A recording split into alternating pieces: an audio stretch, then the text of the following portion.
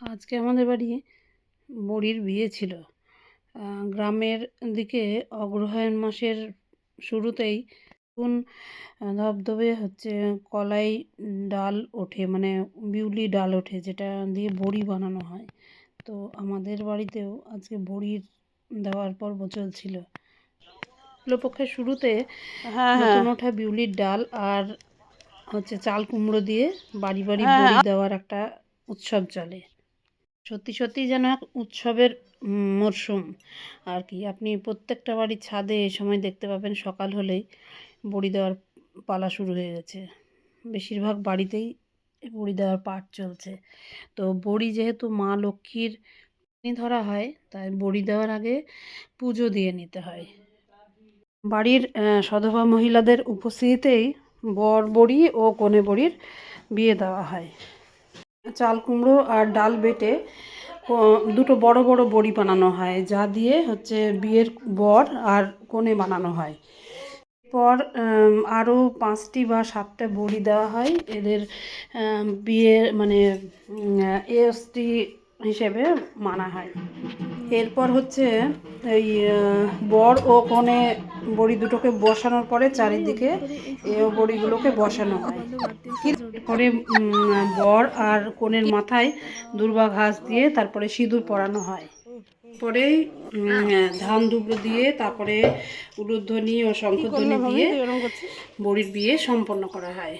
ওই বিয়ের অনুষ্ঠান পর্ব শেষ হলে তখন ওই কুলোতে তো দেওয়া হয় না, একটা বাড়ে করে আর কি, মানে চালনের তৈরি একটা খাটের মতো একটা চালনের তৈরি করা হয়। ওখানে বড়ি বসানো হয়। তারপরে সারা বছরের জন্য যে খাবার বড়ি সেগুলো তৈরি করা হয়। বর বউয়ের সম্মিলিত উর্বরা শক্তির ফলেই পরবর্তীকালে শত শত ছোট বড়ি সন্তানের জন্ম হবে, এই ঐতিহ্যগত বিশ্বাস।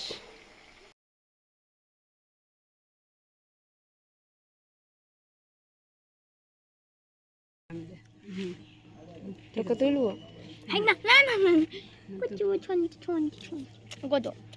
নোংরা হয়ে যাচ্ছে কেন? কত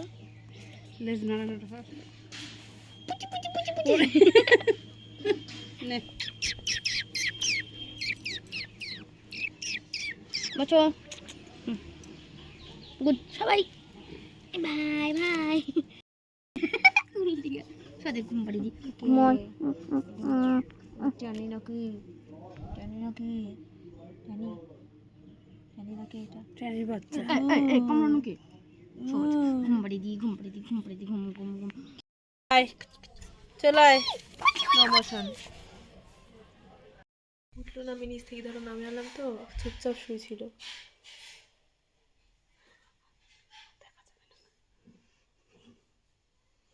দেওয়া পর্ব শেষ, আর তারপর দুপুরের খাওয়া দাওয়া আরাম করা সবই কমপ্লিট। আমি ছাদে গেছি জামা কাপড় তুলতে, সেই সময় দেখছি নিচে থেকে চিৎকার করছে পাশের বাড়ির ভাগ্নের মেয়ে, মানে আমাদের নাতনি ঠামা ট্যানি এসেছে। নিচে এসে মহারাজ বাড়ি ঢুকছেন, কিন্তু যে ছোট বাচ্চাগুলো রয়েছে তাদেরকে দেখে ভয় পাচ্ছে, সেই কারণে আবার রেখে আসার পরে ও তো ঘরে তো ঢুকলো। কিছুক্ষণ থাকার পরে খাওয়া দাওয়া সবই করলো, কিন্তু কিছুক্ষণ থাকার পরে দেখছি, বলে না উঁচাটানো মনে ঘরে রয় না, ওর হয়েছে সেই দশা। বাইরে যাওয়ার জন্য একদম পুরো ব্যস্ত। চোখে ঘুম আছে যখন এখানে আয়, আয় এখানে আয়।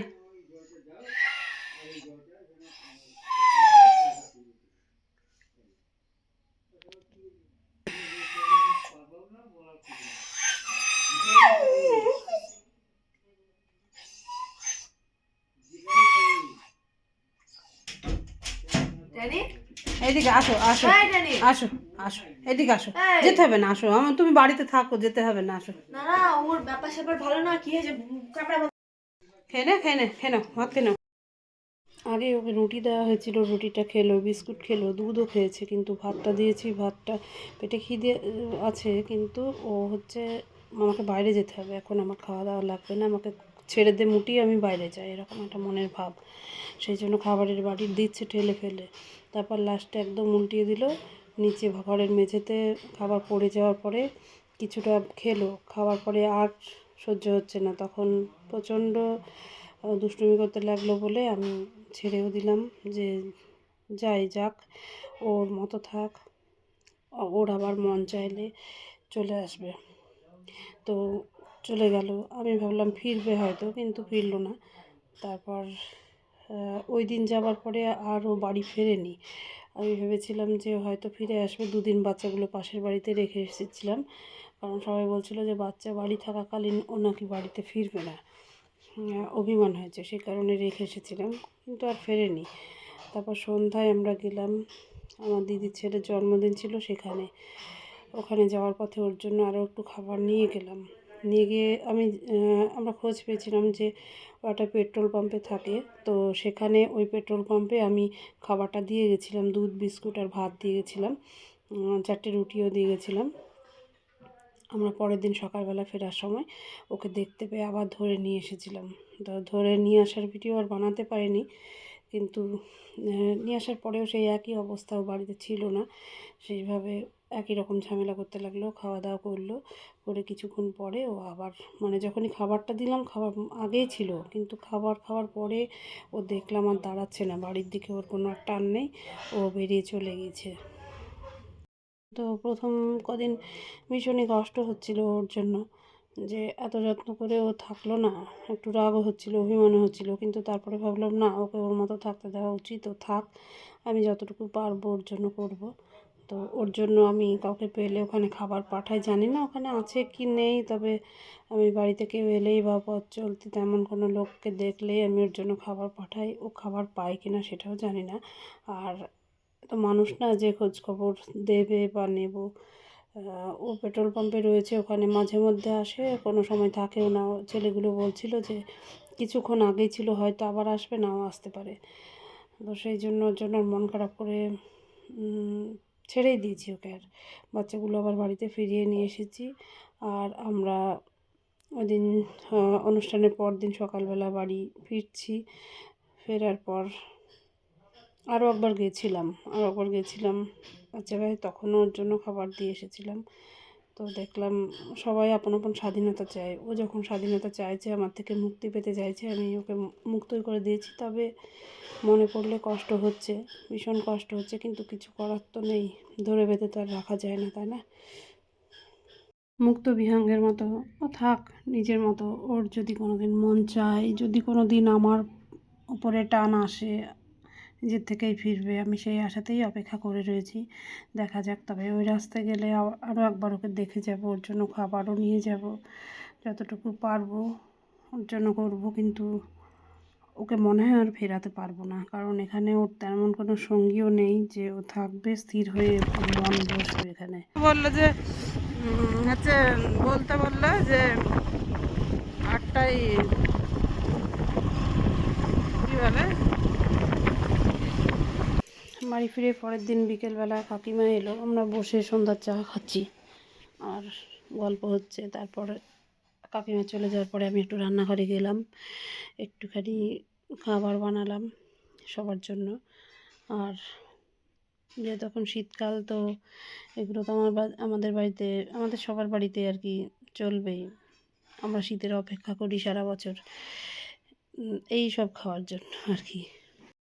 গতকাল ছিল কুলোই পুজো, আর কালকে সন্ধ্যাবেলায় হচ্ছিল একটা ওটা হচ্ছে পুতুল দেওয়া বলে ওটাকে। ছাদের থেকে দেখলাম পাশের বাড়ির দিদিভাই পুতুল বানাচ্ছে, তো মনে পড়ে গেল, সেই জন্য আবার নেমে ওদের বাড়িতে দেখতে গেলাম। মাটি, মানে পুকুরের কাদা নিয়ে এসে বা যেখান থেকেই হোক, কাদা মাটি নিয়ে এসে তাই দিয়ে ছোট ছোট পুতুল বানায়, আর ভাটের পাতা আর হচ্ছে বাসক পাতা, এই দুটো জিনিস দিয়ে পাত্রটাকে ঢেকে নিয়ে যায় একটা কোনো গাছতলায়, যেখানে পুজো হয় ষষ্ঠীতলা, এখানে পুতুল দেবে, সিঁদুর লাগিয়ে তার উপরে পুতুল বসাবে, বসিয়ে হচ্ছে ধূপ জ্বেলে দেবে আর প্রদীপ জ্বেলে দেবে। আর কালকে ছিল ভাটের পাতার বাসক পাতা, আজকে হচ্ছে নিম আর নিশিন্দির পাতা। তো নিশিন্দি গাছ এখন যেহেতু পাওয়া যায় না গ্রামের দিকে, সেই জন্য ভাটের পাতা মানে বাসক পাতা নিম পাতা দিয়ে আজকে করবে। তো এটা ছিল কালকের দিনের ভিডিও। আর 2 দিন পর পর এরকম পুতুল দেওয়ার পরে 3 দিনের দিন মানে তৃতীয় দিনের দিন মাঠে গিয়ে যারা এই পুতুল দেওয়া কাজটা পুজোটা যারা করে তারা হচ্ছে মাঠে গিয়ে বাড়ি থেকে খাবার নিয়ে গিয়ে মাঠে গিয়ে সবাই একসঙ্গে বসে খাবে এবং সূর্য ডোবার আগেই বাড়ি চলে আসতে হয়। তো আমি যদি সম্ভব হয় সেই ভিডিও তোমাদের সঙ্গে শেয়ার করব। আর এই যে চলছে গাছতলায় প্রদীপ দেওয়া পুতুল দেওয়া। এখানে হয়ে গেলে তারপর আরও একটা জায়গায় যেখানে কালী পুজো হয় সেখানে দেওয়া হবে। দেওয়ার পরে আমরা বাড়ি ফিরে যাব। আর আজকের ভিডিও আর বাড়াবো না, এই পুজো পাঠ দিয়ে ভিডিওটা শেষ করব। তো আজকের ভিডিও কেমন ছিল সবাই জানিও, কমেন্ট বক্সে বলো কেমন লাগলো আজকের ভিডিও। আর কাদের কাদের আছে এই পুতুল দেওয়া পুজো কমেন্ট বক্সে অবশ্যই জানিও।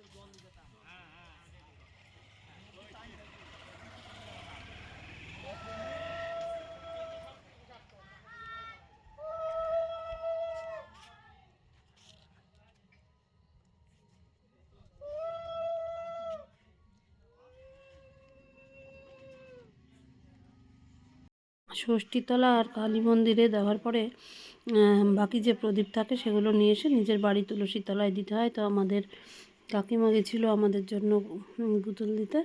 কাকিমা নিজের তুলসী তলায় দেওয়ার পরে আমাদের তুলসী মন্দিরে দিতে এসেছে। এখন এখানে প্রদীপটা দেওয়া হলেই একটা ধূপ জ্বেলে দেবে, তারপরেই হয়ে গেল আজকের পুতুল দেওয়া পর্ব শেষ। আগামীকাল আবার শেয়ার করব তোমাদের সঙ্গে। ততক্ষণ সবাই খুব ভালো থেকো, সুস্থ থেকো, সাবধানে থেকো। দেখা হচ্ছে খুব শীঘ্রই নতুন একটা ভিডিও নিয়ে। ততক্ষণ সবাই খুব ভালো থেকো।